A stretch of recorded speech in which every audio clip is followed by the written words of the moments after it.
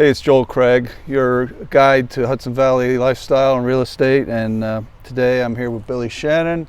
He's the author of a new book called The River's Never Full, and it takes place in Hudson Shantytown. We're going to talk a little bit about that. Welcome, Billy. Thanks, Joel. Maybe you can tell us a little bit about yourself. Yeah, sure. I grew up in Germantown. And I went away to college, moved out of the area for 4 or 5 years. And I studied journalism in college, but I really wanted to come back to the Hudson Valley and live here and settle here, and I prioritized that over trying to chase full-time work in journalism. But I've continued to freelance. I write occasionally for the New York Times Metro section, and this is my first piece of fiction that I've ever written, so it was a fun challenge, although I wrote most of it about 4 winters ago, so it's funny now to be revisiting it. Dust it off. Yeah. And, I'm happy it's not a computer file anymore. Right. Beautiful.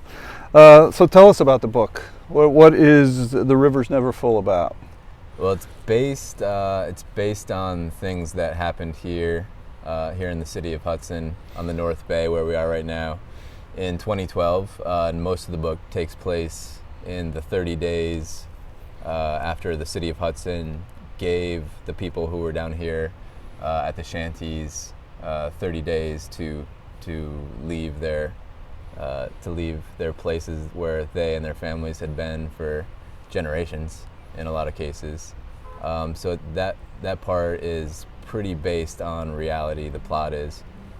And a lot of the book is a young newspaper reporter coming down and asking a lot of questions about the place and kind of seeking the history, and also wanting to just see the culture, this little culture firsthand that is about to be kind of taken away, by the city of Hudson because they were on public land. So let me ask you this, now, Billy. Now, I know you've done a lot of historical writing as well, nonfiction. Why did you write a novel rather than a history of what this was and what happened here? Yeah, I think in some ways you can be more truthful when writing fiction than you can. The names should change to protect you. Yeah. Although, I should say the characters are fictional, and there's a lot of the stories are based on true things that I've heard. But I should say the characters are definitely fictionalized. But yeah, that said, I feel like I could be in some ways more truthful about what really happened here than if I were trying to write no lawsuits because it's fiction. Yeah. So tell us about this place. When I first moved to Columbia County, I was actually younger than you are now, and I lived right up the hill there. Oh, wow. And I kind of would explore around, and this was a place that was very foreboding to me. It's like you didn't go down there without an invite. Was my feeling at the time. It was almost like, you see in the pirate movies, like the pirate cove, where cutthroats and smugglers, everything. It's kind of what went through my head. But what's the story with this place? Yeah, well, I think when this was founded, and you're right, there's different versions of what this place was too. And I think in a lot of recent years, a lot of people did feel like it wasn't really a safe place unless you knew somebody here.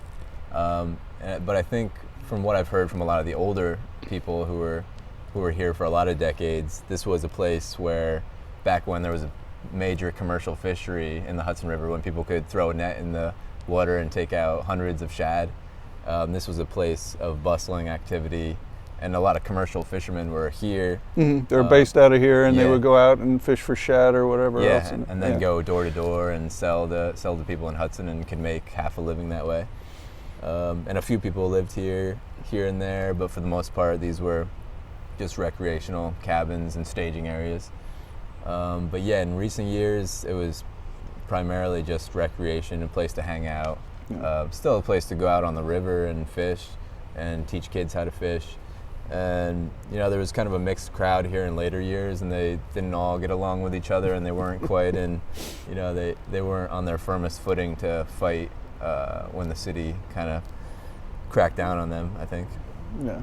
So I know that one of the names for this place is for Gary. Do you know where that comes from, or the origin of that? A couple people have asked me that, and it's from a show that's before my time. One of the old shows that had a lot of different skits, and there was a Native American tribe called the Fagari Indians, and they would say, "Where are the Fagari?" And that's what these guys. Yeah, so I've heard that story in another context, so I get it. I think it might have been Laughing or one of those shows. But that's one of the names, and since that's based on a curse word, some of the older guys don't like that it was called that. And when it all came down in 2012, that's what the newspapers were all calling it, because that's what it was primarily called in the later years.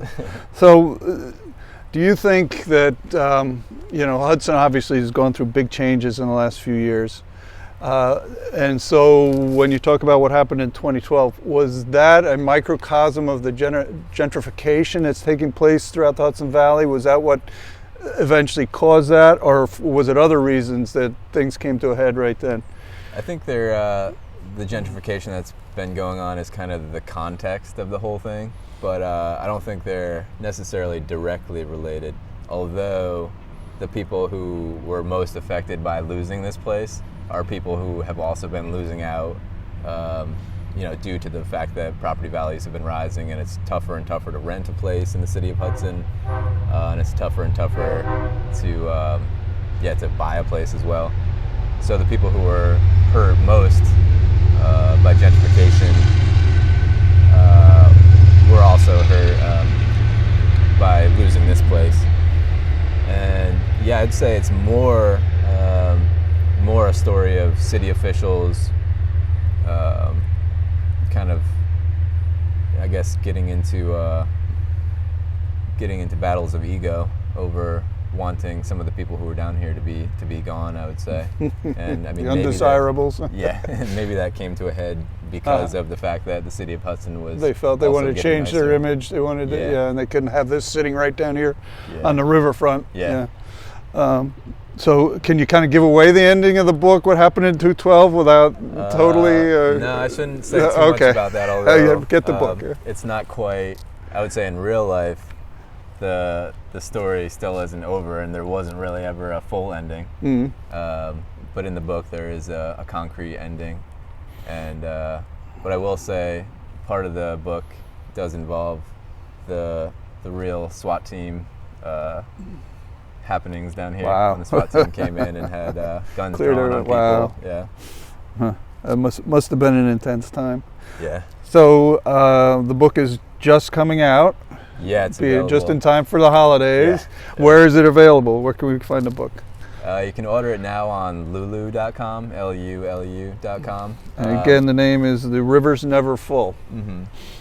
And then it'll be available beginning December 8th at Spotty Dog Books and Ale. Right here in Hudson on Warren Street. Yeah, on Warren Street. Great. Yeah, and there's a book release party there on the 8th. There'll be live music and pickled herring. Appropriate, right? Yeah. Sort of. Great. Billy, thank you so much. Yeah, thank you, Joe.